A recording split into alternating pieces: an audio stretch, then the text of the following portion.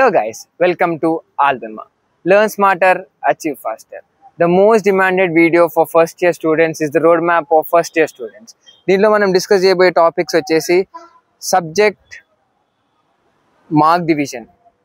మనకి ఫస్ట్ ఇయర్లో మనకు వచ్చే సబ్జెక్ట్స్ ఏవేవి ఉంటాయంటే ఇప్పుడు దీనికి both JNTU affiliated colleges as well as Osmania affiliated కాలేజెస్కి వచ్చేసి మనకి టోటల్గా ఒక 18 సబ్జెక్ట్స్ ఉంటాయి including with labs.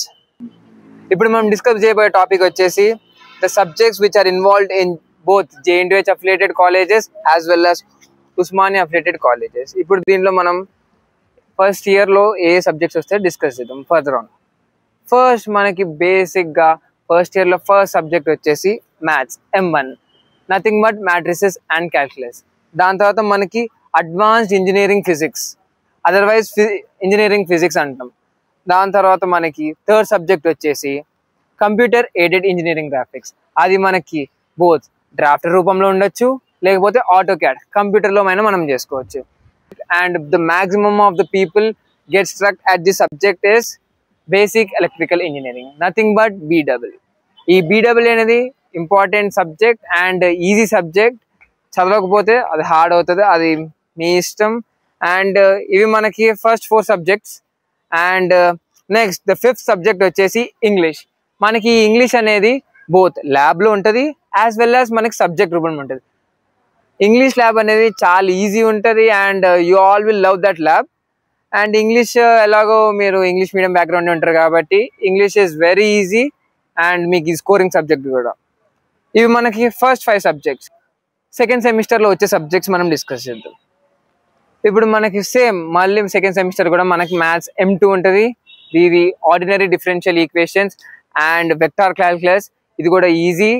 And next మనకి ఇంజనీరింగ్ కెమిస్ట్రీ. ఇంజనీరింగ్ కెమిస్ట్రీ మనకి ఒకవేళ ఫస్ట్ సెమ్లో ఉండొచ్చు లేకపోతే సెకండ్ సెమ్లో, కానీ ఇంజనీరింగ్ కెమిస్ట్రీ అయితే సబ్జెక్ట్ ఉంటుంది. దాని తర్వాత PPS, CSE స్టూడెంట్స్ మాత్రం ఇది కోర్ సబ్జెక్ట్. ఇది బాగా నేర్చుకుంటే మీకు కోడింగ్ ఈజీ అయిపోతుంది.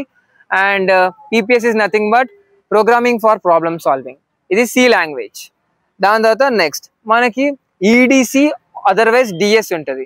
EDC is nothing but electronic devices and circuits and DS is nothing but data structures. ఈ రెండింటిలో ఏదో ఒక సబ్జెక్ట్ మనకి సెకండ్ సెమిస్టర్లో ఉంటుంది. దాని తర్వాత PPS బాగా నేర్చుకున్నాం అనుకోండి, DS చాలా డెడ్ ఈజీ అయిపోతుంది. మీరు ఈజీగా ఫుల్ మార్క్స్ స్కోర్ చేసుకోవచ్చు. ఇప్పుడు నెక్స్ట్ మనం ల్యాబ్స్. అసలుకి ల్యాబ్స్లో ఏమేమి ఉన్నాయి, ఏ సబ్జెక్ట్ వస్తుంది డిస్కస్ చేద్దాం. ఫస్ట్ మీకు ఆల్రెడీ చెప్పాను ఇంగ్లీష్ ల్యాబ్ ఈజీ ల్యాబ్. ఇది మనకు 100, అన్ని ల్యాబ్స్ 100 మార్క్స్కి ఉంటాయి. 60 ఏమో ఎక్స్టర్నల్, మిగతా 40 ఏమో ఇంటర్నల్. ఇంటర్నల్ అంటే ఏం లేదు, మీరు డే టు డే రికార్డ్ రాయడానికి 10 marks, day to day evaluation ఓ 10 మార్క్స్, మినీ ప్రాజెక్ట్ ఇస్తారు ఓ 10 మార్క్స్, మీ ప్రెజెంటేషన్ ఇంకో 10 మార్క్స్, అట్లా 40 మార్క్స్ డివైడ్ చేస్తారు. Next external 60 marks. ఇప్పుడు ఫస్ట్ ల్యాబ్ వచ్చేసి మనకి ఇంగ్లీష్ ల్యాబ్. సెకండ్ ల్యాబ్ వచ్చేసి మనకి సేమ్ ఇంజనీరింగ్ ఫిజిక్స్ ల్యాబ్. ఇది కూడా ఈజీగా ఉంటుంది, హ్యాపీగా జాలీగా చేసుకోవచ్చు. నెక్స్ట్ దాని తర్వాత వచ్చేసి మనకి engineering chemistry lab.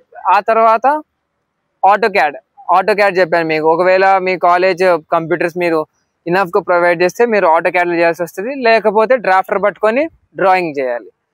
After that IT workshop అంటే ఏముండదు, దాంట్లో కంప్యూటర్ అంటే ఏంటి, కంప్యూటర్ పార్ట్స్లో ఏమేమి ఉంటాయి, DBMS, PCలో ఏమేమి పార్ట్స్ ఉన్నాయి, మదర్ బోర్డ్, వీటి గురించి చదువుకుంటాం. దాని తర్వాత పైథాన్ ప్రోగ్రామింగ్ ల్యాబ్.